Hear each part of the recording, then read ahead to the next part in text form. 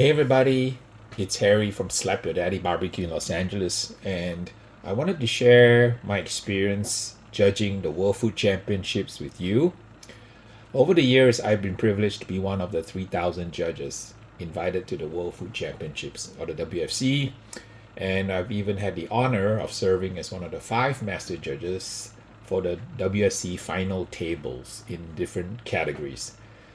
This year, I'm headed to Indianapolis to help judge the finals, where the best around the world will be competing, including the 50 teams that have earned their spots in the various winning golden ticket categories in competitions across the country.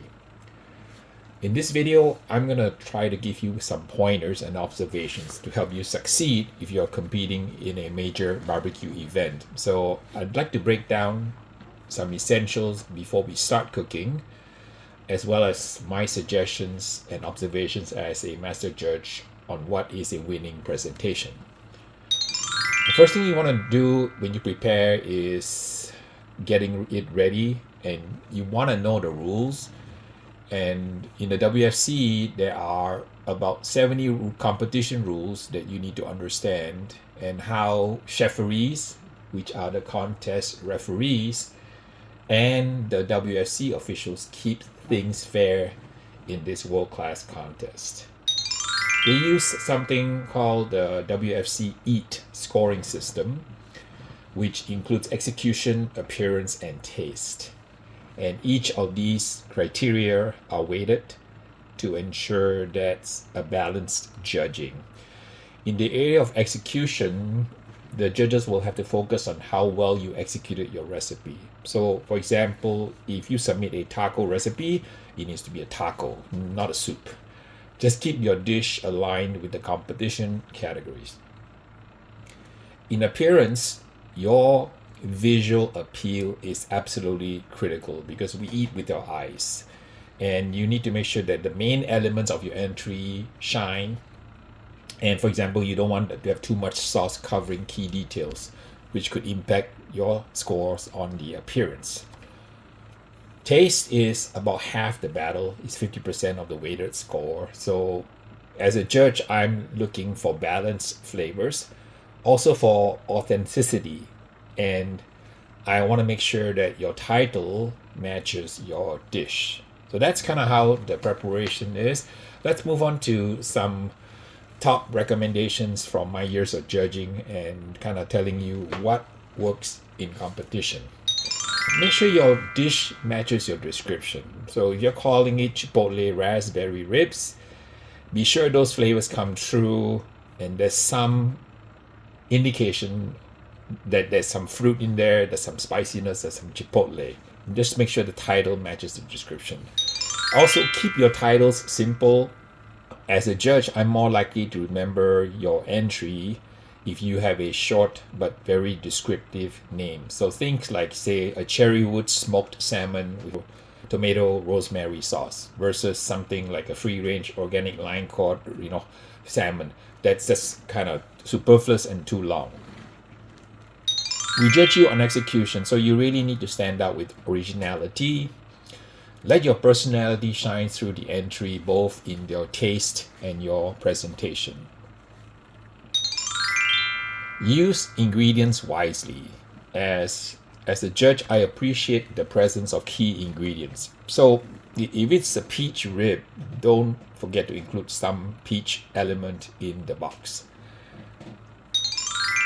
Practice your presentation. I cannot underemphasize that, because as a judge, I'm judging you on your presentation, and I'll remember your presentation better when you tell a great story. So make sure you make it memorable, practice, and make sure it's well rehearsed before you present your entry to me.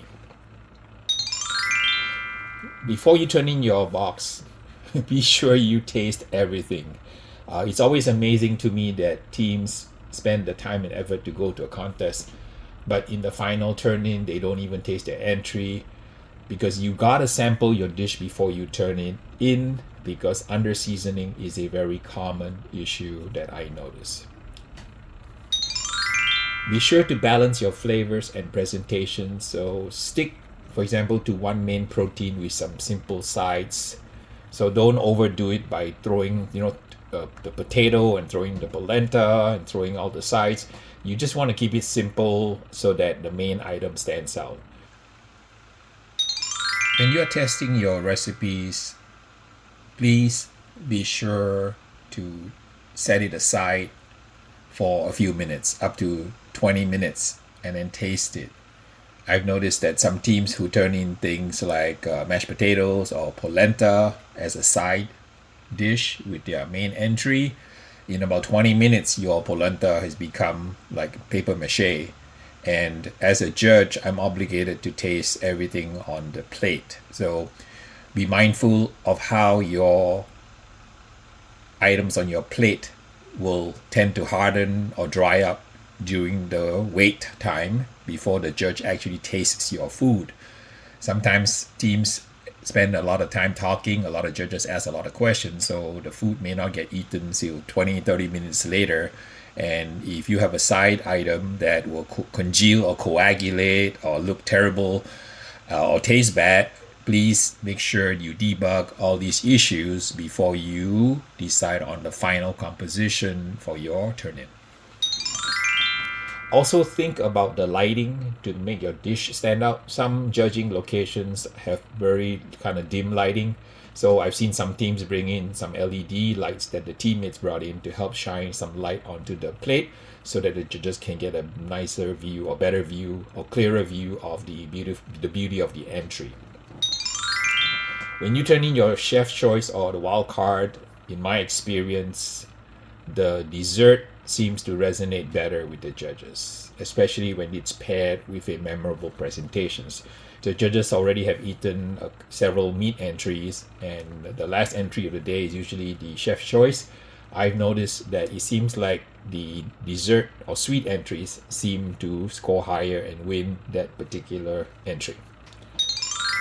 Thanks for watching, and whether you're a seasoned competitor or entering your first WFC event, I hope my observations will help you. It's important to embrace each challenge and remember that winning isn't just about a trophy, it's about you growing as a chef and a competitor. And if you like my video, please like, share, and subscribe for more tips straight from Harry's judging table. Good luck, and may the best Pitmaster win.